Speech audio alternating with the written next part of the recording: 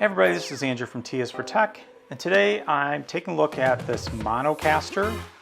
It's the AU-AM100. This is a podcast console from Maono, and as you can see, it is very much looking like a podcast controller. I haven't done a review on my channel about it, but I do have the Rodecaster that I do use to record various things.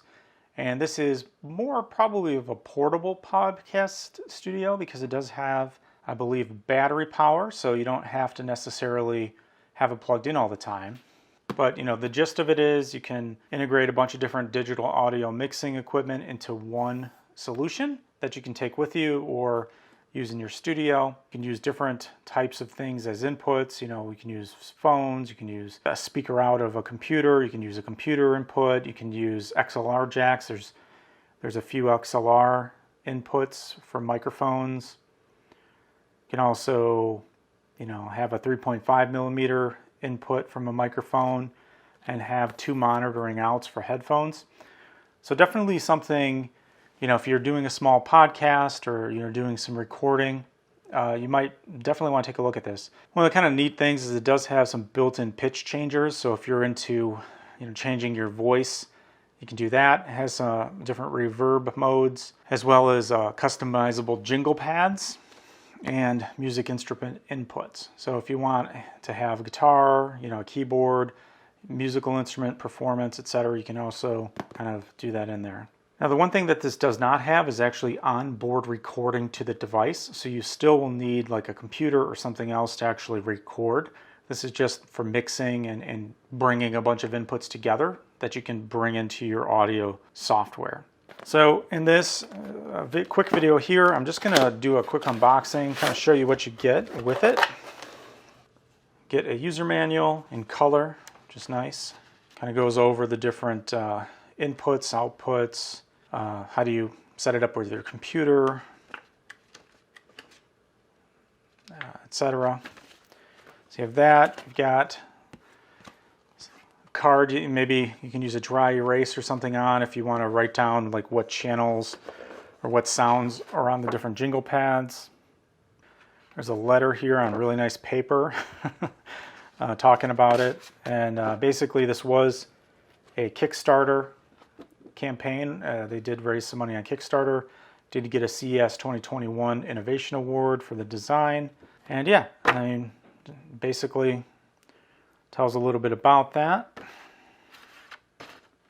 So right in the box, you do get a couple different cables here. So you got an aux cable, a podcasting cable. I don't know what the difference is. This is a TRRS. That's a TRS. So a couple different cables. You get a USB-C cable to connect it to your computer. And then you have the device itself. I mean, that's basically all you get. So this is pretty lightweight. So we'll go over this in the back. So you get a power button. I might need to charge this before I use it. Loop back on and off, so you can have, this does support loop back.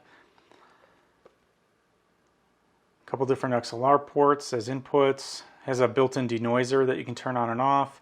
And then, like I said, speaker monitor, USB-C, some outputs, some inputs, headphone monitoring jacks on the front, monitor 1 and 2.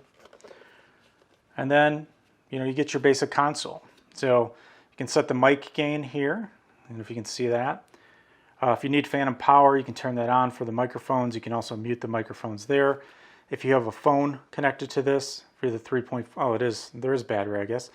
3.5 millimeter input, you can mute that. It has the aux input as well, you can mute that. You can change, I guess, the monitoring level, the pitch, you know, which effect that you're inputting, and then you can change the mix itself, as well as the input levels of the microphones. And then here's your sound input pads. So you can program those to be jingle type sounds. So if you want clapping or whatever, you can do that. Some voice changing presets. So female, male, baby, robot. You can set music only, sidechain. And then there's some touch sensitive buttons at the top. So you can set the reverb mode through a bunch of different ones. And then it looks like you can set the pitch of one of the, the voice changing, and then shows you the mic and the mix level. So for the mix output, raise that or lower that, etc. So that's basically it. It's mostly plastic. Feels like a few pieces are metal, but it's mostly plastic, all plastic.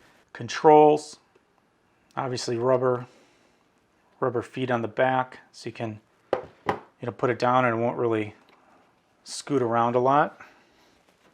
So this is actually really pretty cool. So with this, I'm going to jump to the computer. I'm going to plug in my Shure SM7B into one of the mic inputs, and I'm going to use that to do the voiceover on the next part of this video and talk a little bit about it. I may, kind of mess with the mix, mess with some of the different sound controls and things like that, and hopefully, test some of the jingles out just so you can get a sense of what it sounds like recorded into like Adobe Premiere. So that's what I'm going to do to finish up this kind of unboxing and first look, is do a little bit of recording of the audio. So let's hop over the computer and finish this up. So if we take a look at this now, so the basic settings I have here, I don't know if it's easy or hard to see with the setup I have, but I do have my Shure SM7B set up. It is plugged into the XLR1. I have the mic gain set a little bit over half, just so that the peaking here does not actually trigger, like that it shows up red. I've got the mic gain on this input level here around 7, and I do have 48 volt phantom power on because this is a microphone that requires phantom power. And I did a quick test. I think that the levels are a little bit low still coming into Premiere, but I don't want to mess with it too much because I was getting a little bit of breakup. So I'm just going to leave it for this for now, and hopefully it works okay. So this here, this monitor changes the level of what you hear in your headphones. So I do have headphones on now so I can hear myself. And basically, by default, there is a studio reverb mode. I don't know if I can turn that off, but basically, if you look at the modes over here, you can switch modes, right? So this is studio, and this is what it sounds like. Now I do have the denoiser on.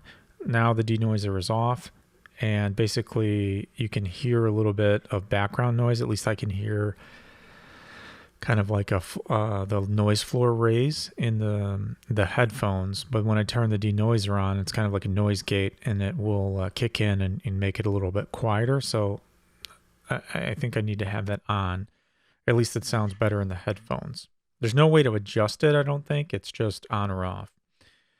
But anyways, so this is basically just the stock sound kind of out of the box. Now I can switch the modes. So for the reverb mode, this is studio. This is whatever they call KTV. So I guess, hi, this is Andrew from KTV. That kind of sounds a little weird, but here's a church sound, so maybe a little bit less echoey and reverby, but maybe simulates a room, a larger kind of church setting. Here's a hall, which, as you would expect, is a little bit more echoey. A valley, which is what you think would sound like a valley, and then a room. So there's a little bit of echo in the room, but you think about if you're in a room that has some ceilings and things like that, and maybe not treated, that's what you would get. So studio is kind of like studio, right? So I think that's the default. And again, I'm not 100% sure because this is the first time I really used this. So that being said, kind of out of the box, this is what it sounds like. And then the pitch dial in the center, if you can see the pitch dial here, I can change the pitch, obviously. So I can turn it down and, sound a little bit more like that. Or like that. Hi, what are you doing? Hello, hello, hello, hello, hello. And then, the center is normal pitch, and then you can make it go higher Hi. Hello? What are you doing? Yeah, so that's great.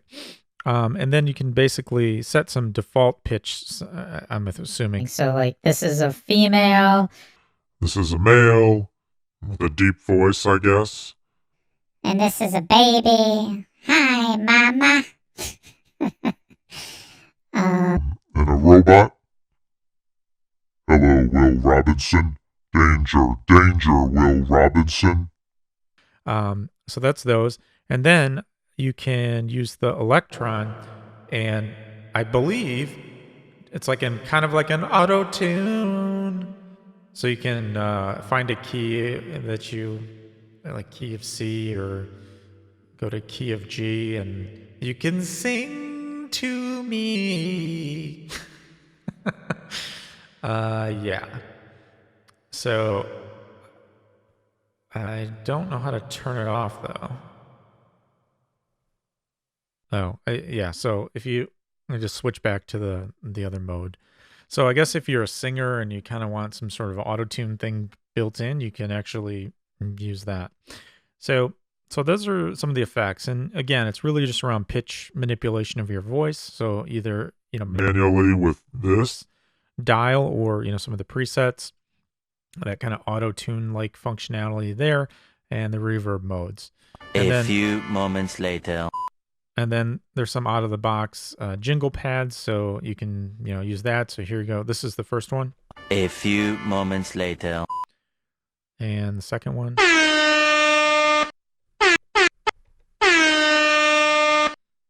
Okay.